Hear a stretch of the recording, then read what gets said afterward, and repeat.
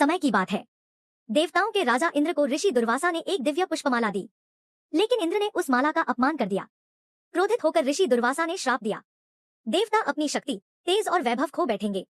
कुछ ही समय में देवता निर्बल हो गए, असुर शक्तिशाली बन गए और स्वर्ग पर अधिकार करने लगे।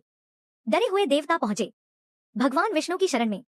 भगवान विष्णु ने शांत स्वर में कहा, देवताओं, अमृत ही तुम्हें फिर से शक्तिशाली बना सकता है, लेकिन अमृत था क्षीर सागर में और उसे निकालने के लिए चाहिए था समुद्र मंथन। विष्णु जी ने देवताओं से कहा, असुरों से संधि करो, मिलकर मंथन करो।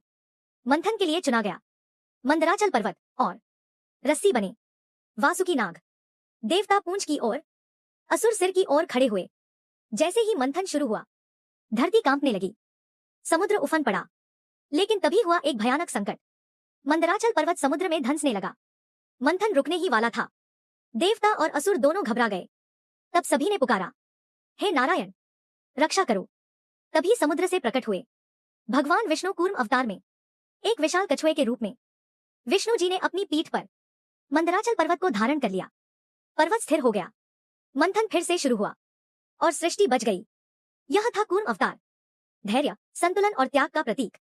मंथन से एक एक कर निकले कालकूट विष, जिसे शिव जी ने पिया, कामधेनु, ऐरावत हाथी, कल्पवृक्ष, लक्ष्मी माता और अंत में धन्वंतरी अमृत कलश के साथ।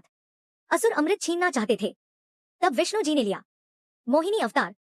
अपनी माया से असुरों को मोहित कर अमृत देवताओं को पिला दिया। देवता अमर और शक्तिशाली बन गए। भगवान विष्णु का कूर्म अवतार हमें सिखाता है, संकट में धैर्य रखना, दूसरों को सहारा देना, बिना दिखावे के सृष्टि को संभालना। जो स्वयं स्थिर रहता है वही दूसरों को संभाल सकता है। जब भी संसार डगमगाता है, जब भी धर्म संकट में होता है, भगवान विष्णु किसी न किसी रूप में आकर सृष्टि को संभाल लेते हैं। जय श्री हरि विष्णु, जय कूर्म अवतार।